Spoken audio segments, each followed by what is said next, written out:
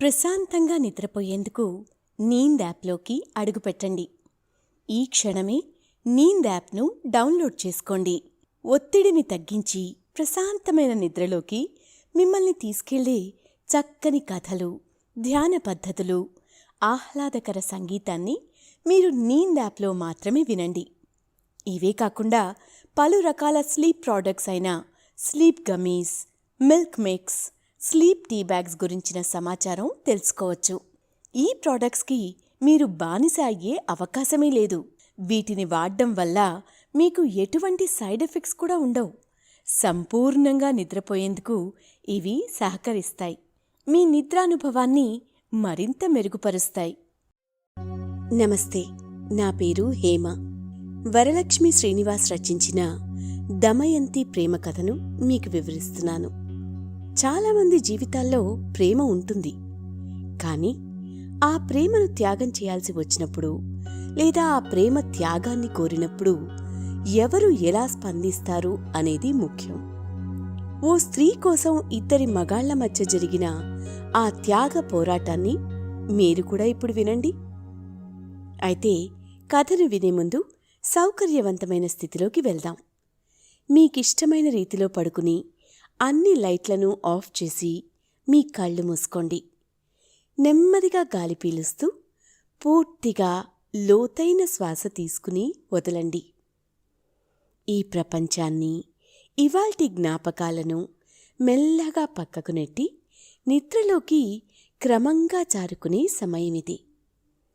మరోసారి నెమ్మదిగా గాలి పీలుస్తూ లోతైన శ్వాస తీసుకుని మీ శరీరంలోని ఒత్తిడిని బయటికి వదిలివేయండి. ఇప్పుడు చెయ్యాల్సిందల్లా విశ్రాంతి తీసుకోవడం, సేద తీరడం, మునుపటి స్థితికి రావడం. మీరిప్పుడు మంచం మీదున్నారు. రోజువారీ అలసట నుంచి మీ శరీరం విశ్రాంతి తీసుకుంటున్నట్లుగా మీకనిపిస్తుంది. కాళ్ల నుంచి మొదలుపెట్టి మీ అవయవాల్లోని ఒత్తిడిని ఒక్కొక్కటిగా బయటికి పంపించేయండి. మీకోసం అవన్నీ రోజంతా చాలా కష్టపడ్డాయి, కాబట్టి వాటికి విశ్రాంతి తీసుకునే అర్హత ఉంది. ముందుగా మీ పాదాల్లో మొదలైన విశ్రాంత అనుభూతి క్రమంగా మీ మోకాలి క్రింది భాగానికి చేరుతుంది. అక్కడ్నుంచి మోకాళ్లలోకి ప్రవేశిస్తుంది.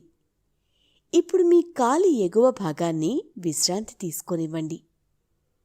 ఈ విశ్రాంత అనుభూతి క్రమంగా మీ పొత్తి కడుపు నుంచి వెన్నెముక గుండా ఎగువ వీపు వరకు వచ్చి తర్వాత ఛాతీలోకి ప్రవహిస్తున్నట్లుగా గుర్తించండి. అక్కడ్నుంచి మీ భుజాల్లోకి, తర్వాత చేతుల్లోకి, చివరగా వేలి కొనల వరకు వెళ్తున్నట్టుగా అనుభూతి చెందండి. ఆపై మీ మెడ, తల, ముఖం వరకు ఆ అనుభూతి ప్రవహిస్తుంది.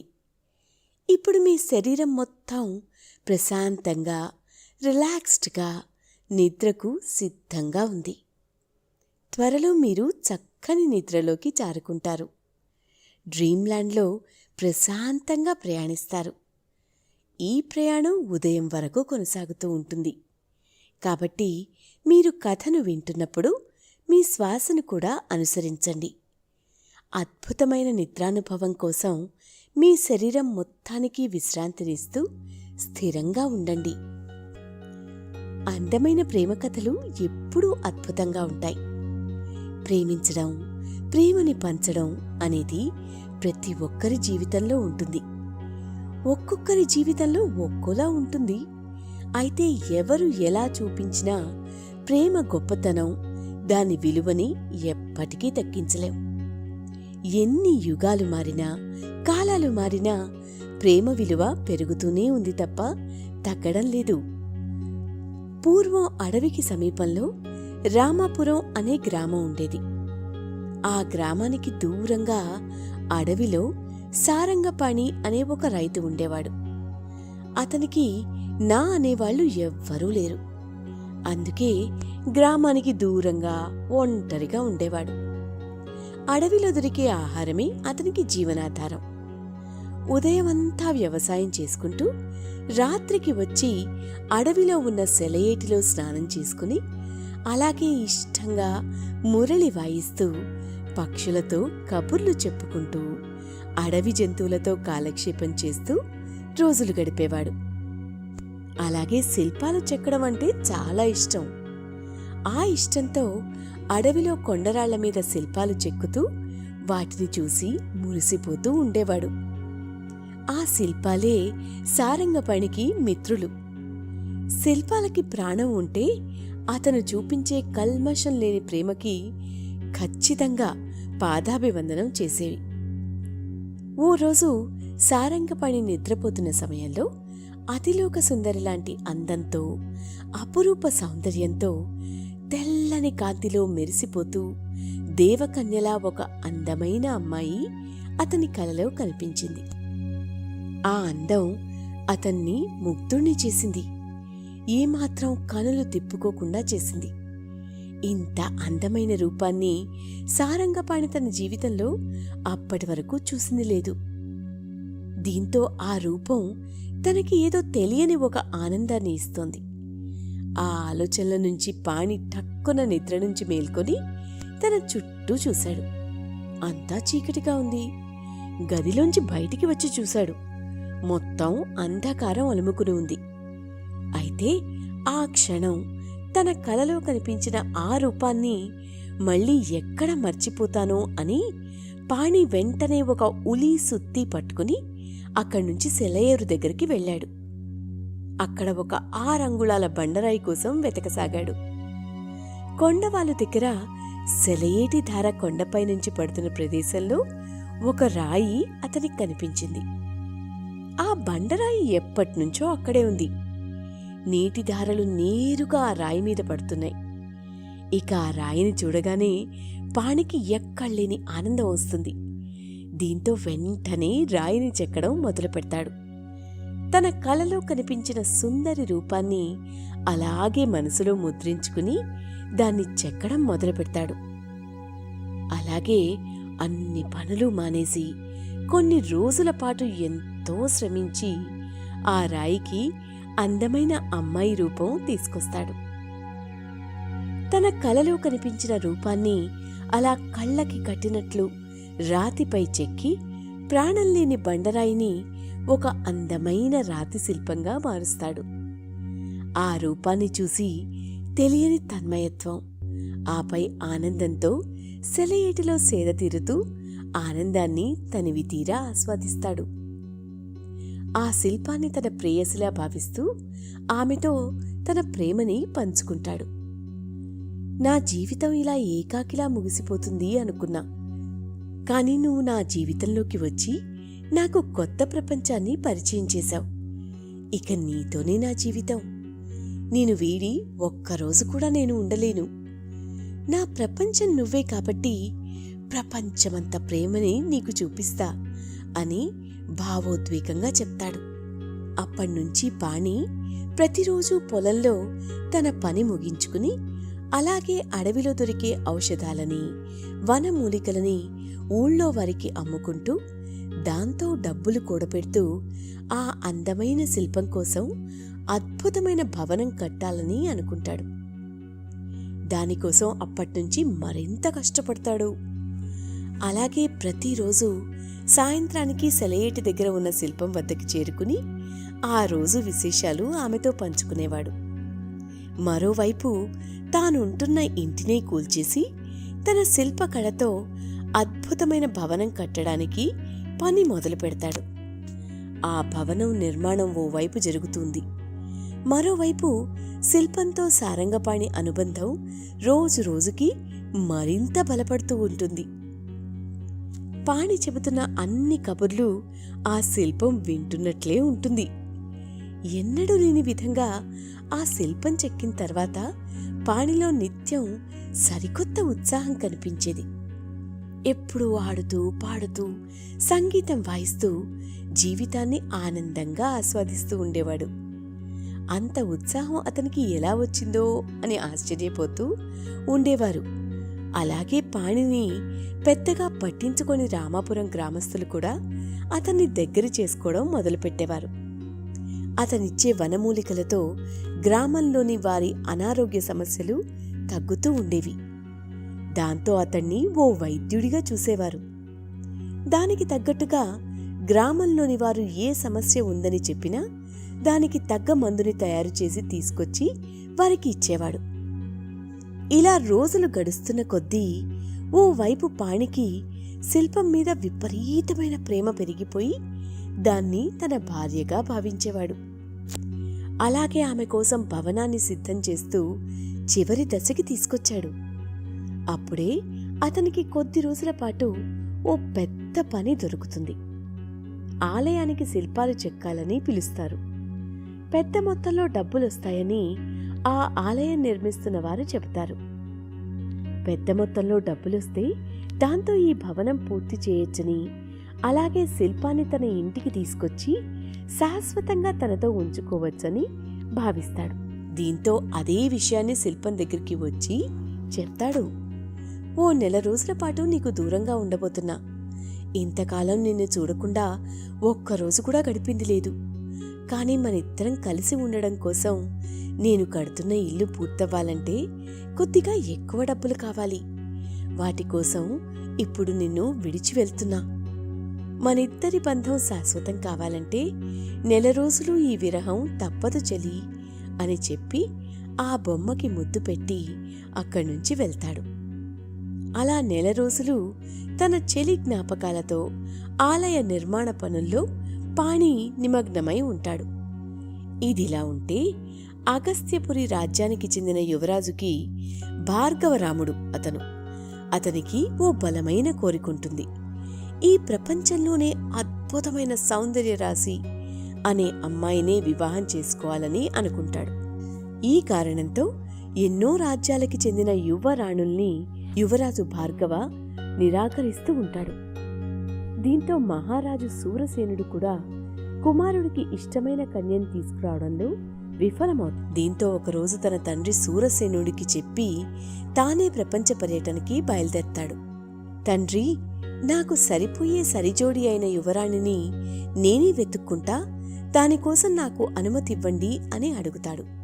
అలా దేశ పర్యటనతో కుమారుడికి ప్రజల బాగోగులు, సమాజ స్థితిగతులు తెలుస్తాయని భావించిన సూరసేనుడు దానికి అంగీకరిస్తాడు. తండ్రి సమ్మతితో యువరాజు భార్గవరామ వేషం మార్చుకుని అన్ని రాజ్యాలు తిరుగుతూ ఉంటాడు. తన ఉనికి ఎవరికీ తెలియకుండా అన్ని రాజ్యాలలో తన ఈడు ఉన్న అమ్మాయిల్ని చూస్తాడు. అయితే వారిలో ఎవరూ కూడా తనని ఆకర్షించరు. అలా అనేక దేశాలు తిరిగిన తర్వాత భార్గవరామ రామాపురం అడవి మార్గంలో వెళ్తూ ఉంటాడు. అక్కడ విశ్రాంతి తీసుకోవాలని భావించి ఓ చోట ఆగుతాడు. అక్కడ సమీపంలో ఉన్న సెలయేరు దగ్గరికి వెళ్లి స్నానం చేస్తాడు. అదే సమయంలో సెలయేటి ధారల కింద ముగ్ధ మనోహర రూపంతో మెరిసిపోతున్న శిల్పాన్ని చూస్తాడు. ఆ శిల్పం భార్గవరాముణ్ణి ఆకర్షిస్తుంది. అతిలోక సుందరిలాంటి అందంతో, నెమలి పింఛంలాంటి కళ్లతో, ఇంద్రధనస్సులాంటి పెదాలతో తనని అమితంగా ఆకర్షిస్తుంది. ప్రపంచంలో ఇంతకంటే సౌందర్యవతి లేదు, ఉండదు కూడా. ఈమె ఆకర్షణ తనని వివసుణ్ణి చేస్తుంది. నిజంగా ఈమె కన్య అయితే బాగుండేది. ఒక శిల్పంలో ఇంత అందమా? అద్భుతం! ఈ అందాన్ని నాదాన్ని చేసుకోవాలి అని భార్గవరాముడు అనుకుంటాడు. అప్పుడే అతనికి ఓ ఉపాయం కలుగుతుంది. తమ కుటుంబానికి ఆ బ్రహ్మర్షి విశ్వామిత్ర ఇచ్చిన అద్భుతమైన మణిహారం ఉంది. ఆ మణిహారం ధరిస్తే ఈ శిల్పానికి జీవం వస్తుంది అని అనుకుంటాడు. విశ్వామిత్ర మహర్షి తమ వంశంలోని వారు దీర్ఘాయుష్తో ఉండాలని ఇచ్చిన ఈ మణిహారం ఇప్పుడు ఈ శిల్పం మెడలో వేసి ప్రాణం పోస్తా అని అనుకుంటాడు. వెంటనే తన మెడలో ఉన్న మణిహారాన్ని తీసి విశ్వామిత్ర మహర్షిని ప్రార్థిస్తూ ఆ శిల్పి మెడలో వేస్తాడు. కొద్దిసేపటికి ఊహించని రీతిలో ఆ శిల్పం అందమైన దేవకన్యలా మారిపోతుంది. అపురూప లావణ్యంతో మన్మధుణ్ణి సైతం వివసుణ్ణి చేసేంత ముఖార విందంతో చక్కని చిరునవ్వుతో మెరిసిపోతోంది.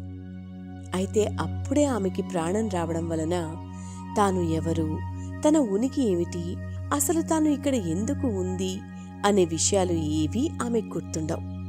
ఎలాంటి కల్మషం లేని మనస్తత్వంతో అదే విషయాన్ని భార్గవరాముణ్ణి అడుగుతుంది. మీరెవరు, ఇక్కడ ఏం చేస్తున్నారు అని అడుగుతుంది. నా పేరు భార్గవరాముడు, నేను అగస్త్యపురి యువరాజుని అని చెబుతాడు. మరి ఇంతకీ నేనెవరు? నా రూపం నీ రూపం అచ్చం ఒకేలాగా ఉంది, ఇది ఏ రూపం అని అడుగుతుంది. దానికి భార్గవరాముడు, ఇది మానవ రూపం, నువ్వు ఒక మానవ కన్యవి, నేను పురుషుణ్ణి, నువ్వు స్త్రీవి.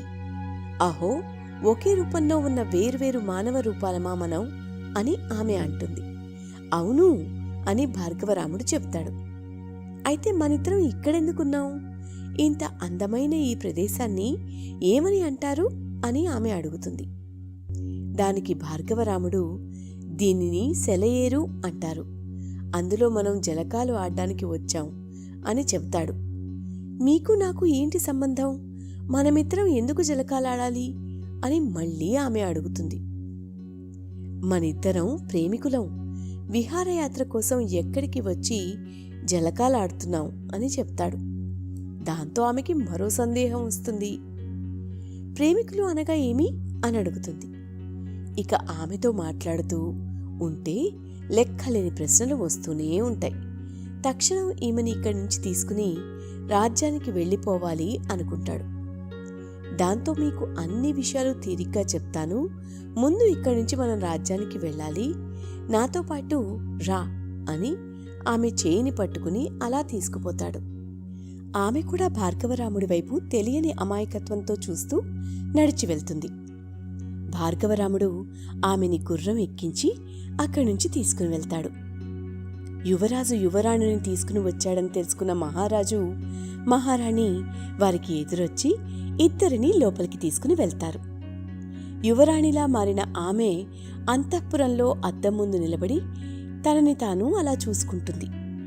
రాళ్లకి ప్రాణం ఉంటుంది కాబట్టి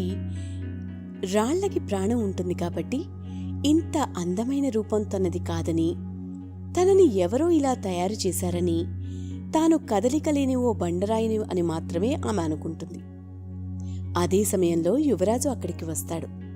అతన్ని చూసి, భార్గవరామ, ఇంతకీ అందరూ నన్నేమని పిలుస్తారు అని అడుగుతుంది.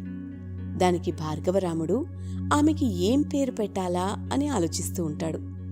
దాంతో తెలియకుండానే భార్గవరాముడు ఆమెని దమయంతి అని పేరు ఎక్కడో చూసినట్లు గుర్తుకొచ్చి అదే పేరుతో ఆమెని పిలుస్తాడు.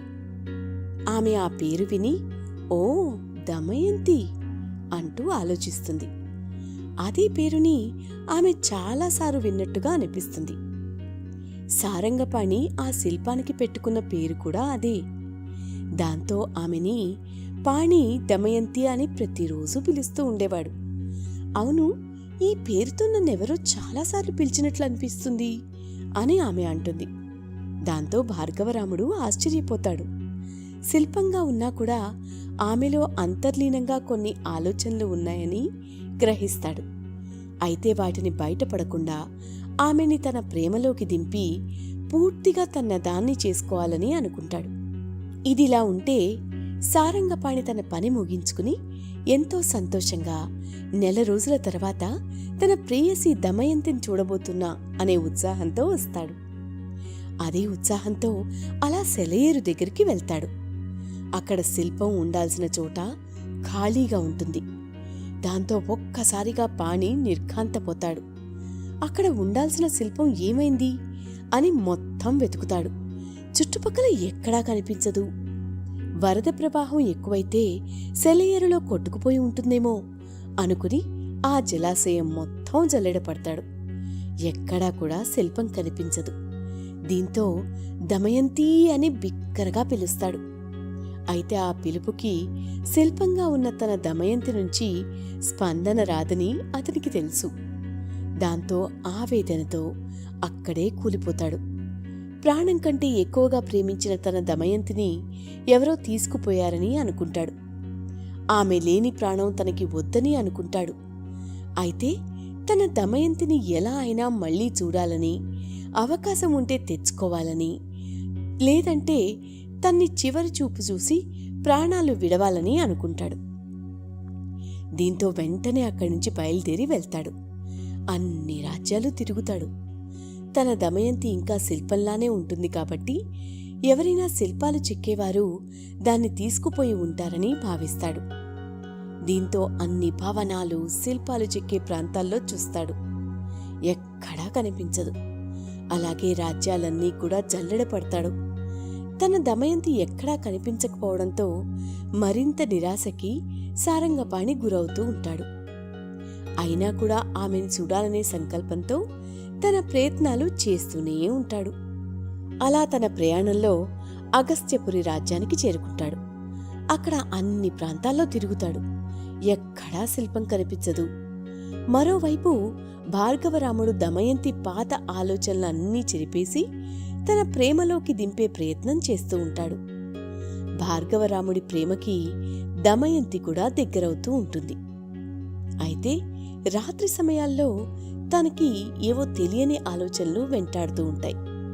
ఆమె నిద్రపోవాలని ప్రయత్నిస్తూ ఉంటే ఆ సెలయేరు అక్కడ బండరాయిగా ఉన్న తన్ని ఎవరో పదునైన ఆయుధంతో శరీరం మీద గుచ్చుతున్నట్టుగా అనిపిస్తుంది.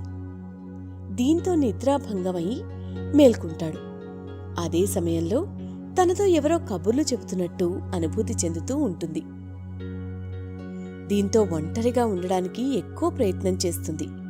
అయితే భార్గవరాముడు మాత్రం ఆమె ఒంటరితనం దూరం చేసి పూర్తిగా తన ప్రేమలో పడేలా చేసుకోవాలని ఆమెతోనే ఎక్కువ సమయం గడుపుతాడు. ఆమెకి యుద్ధ విద్యలు నేర్పుతాడు. అలాగే గుర్రపు స్వారీ నేర్పుతాడు. ఉద్యానవనానికి తీసుకెళ్లి అక్కడి అందాలని పరిచయం చేస్తూ ఉంటాడు. దీంతో దమయంతి తన ఆలోచనల నుంచి మెల్లగా బయటపడే ప్రయత్నం చేస్తూ ఉంటుంది. ఇదిలా ఉంటే రాజ్యంలో ప్రజలందరూ యువరాణి దమయంతి గురించి కథలుగా చెప్తారు. యువరాజు భార్గవరాముడు అనేక దేశాలు తిరిగి దేవకన్య లాంటి అపురూప సౌందర్యరాశిని తీసుకొచ్చాడని చెప్పుకుంటూ ఉంటారు. ఆమె అందాన్ని చూస్తూ ఆ రాజ్యంలో అమ్మాయిలందరూ ఈర్ష్యపడుతున్నారని కూడా చెప్పుకుంటూ ఉంటారు.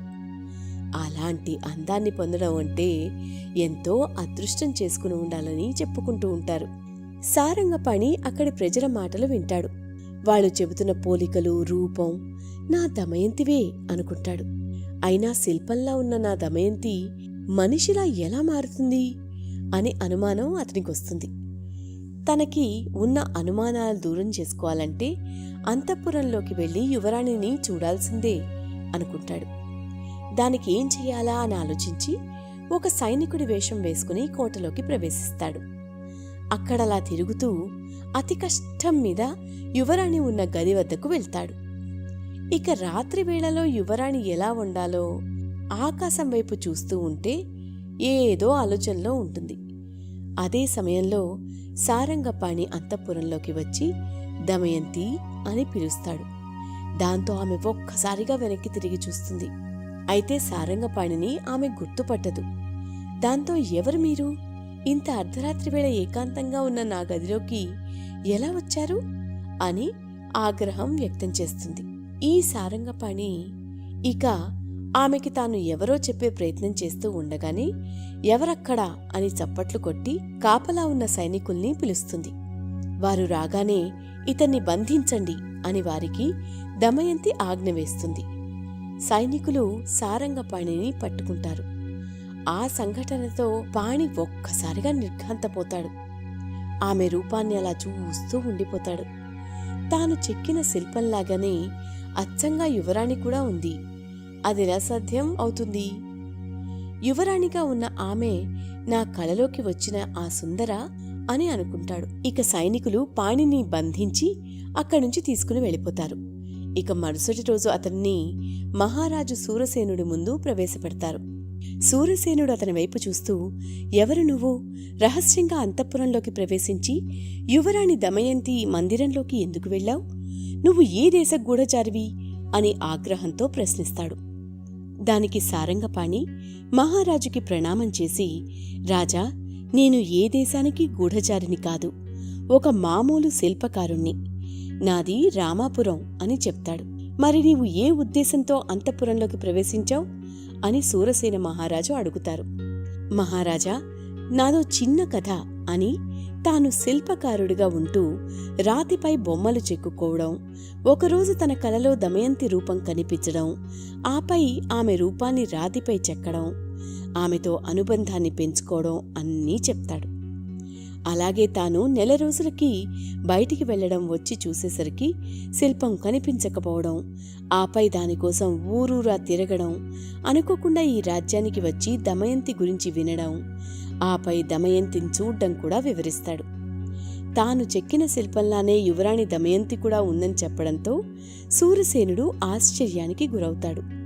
అయితే నువ్వు చెప్పిన ఈ కథ నిజమని నమ్మడానికి నీ దగ్గర ఆధారాలేమైనా ఉన్నాయా అని సూరసేనుడు అడుగుతాడు. దానికి పాణి మహారాజు వైపు చూస్తూ, రాజా, నా దగ్గర ఎలాంటి ఆధారాలు లేవు. అలాగే నా శిల్పమే యువరాణి అని కూడా నేను వాదించలేను. కాని నా శిల్పానికి నేను పెట్టుకున్న పేరు దమయంతి. అదే పేరుతో యువరాణిని పిలవగానే ఆమె నా వైపు తిరిగి చూసింది. అలాగే యువరాణి పేరు, నేను చెక్కిన శిల్పం పేరు ఒకటే కావడం, అలాగే నేను చెక్కిన శిల్పంలాగే యువరాణి రూపం, దేహం ఉండడం వలన అనే ఒక్క పోలిక తప్ప నా దగ్గర ఎలాంటి ఆధారాలు లేవు. ఆ యువరాణే నాకు కలలో కనిపించిన రూపమేమో అని అది కూడా నేను చెప్పలేను. కాని ఆ శిల్పాన్ని నేను అమితంగా ప్రేమించాను. ఆ ప్రేమే నన్ను ఇంతవరకు తీసుకొచ్చింది. ఈ ప్రపంచంలో ఎవరూ లేని నాకు ఆ శిల్పమే అన్ని. అందుకే ప్రమాదమని తెలిసినా ఏదో చిన్న ఆశతో మీ అంతఃపురంలోకి అడుగుపెట్టే సాహసం చేశాను అని చెప్తాడు. అయితే అప్పటికే యువరాణి వింత ప్రవర్తన ఏమీ తెలియని చిన్నపిల్ల మనస్తత్వంతో, ఆమె వేసిన ప్రశ్నలతో లోలోపల ఏదో అనుమానంతో సూరసేన మహారాజు ఉన్నారు. సూరసేనుడికి బ్రహ్మర్షి విశ్వామిత్ర మహర్షి తమ కుటుంబానికి ఇచ్చిన మణిహారం గుర్తుకొస్తుంది. అది ఆమె మెడలో ఉండడం కనిపిస్తుంది. ఇప్పుడు సారంగపాణి చెప్పిన కథ విన్న తర్వాత అతనికి ఒక స్పష్టత వచ్చేస్తుంది. దీంతో యువరాజు భార్గవరాముడి వైపు సూరసేనుడు చూస్తాడు. అతను తల కిందకి దించుకుంటాడు. దీంతో మహారాజుకి పూర్తిగా స్పష్టత వచ్చేస్తుంది. ఇప్పుడు ఏం తీర్పివ్వాలో తెలియక ఆలోచనలో పడతాడు. తర్వాత మహారాణి దమయంతిని ఇక్కడికి తీసుకుని రండి అని భటులకి చెప్తాడు. భటులు దమయంతిని తీసుకొస్తారు. సూరసేనుడు ఆమె వైపు చూస్తూ, అతను ఎవరో మీకు తెలుసా అని అడుగుతారు. దానికి ఆమె తెలీదని చెప్తుంది. కాని ఆ స్వరాన్ని ఎక్కడో విన్నట్టు అనిపిస్తోంది మహారాజా అని చెబుతుంది. ఇక సూరసేనుడు భటుల వైపు చూసి ఆమెని అంతఃపురానికి తీసుకుని వెళ్ళండి అని చెప్తాడు. తర్వాత ఈ సభని రేపటికి వాయిదా వేస్తున్నా అని చెప్పి అక్కడ్నుంచి లేచి వెళ్ళిపోతాడు. పాణిని భటులు తీసుకుని వెళ్తారు. ఆ రాత్రి మంత్రితో సూరసేనుడు సమావేశం అవుతాడు. అలాగే యువరాజు భార్గవరాముణ్ణి కూడా పిలుస్తారు. జరిగిన వృత్తాంతం అతని గురించి తెలుసుకుంటారు. తర్వాత భార్గవరాముణ్ణి మందిరానికి వెళ్ళిపోమ్మని మహారాజు చెబుతారు. అమాత్య, ఈ కథంతా విన్నారు కదా. పుత్రవాత్సల్యం నన్ను ఆలోచించకుండా చేస్తోంది. ఒక తండ్రిగా కొడుక్కి వ్యతిరేకంగా తీర్పు చెప్పలేను. నిర్ణయాధికారం ఇప్పుడు మీకప్పగిస్తున్నా. మీరు ఎలాంటి నిర్ణయం తీసుకున్నా నాకు సమ్మతమే అని మహారాజు చెప్తారు. దానికి మంత్రి మాట్లాడుతూ, మహారాజా, ఒక బండరాయికి దమయంతిగా రూపం ఇచ్చిన ఆ శిల్పి గొప్ప, లేక ప్రాణం పోసిన యువరాజు భార్గవ గొప్ప అని అంటే సాక్షాత్తు బ్రహ్మ చేసిన పనిని ఇప్పుడు ఇద్దరూ చేశారు.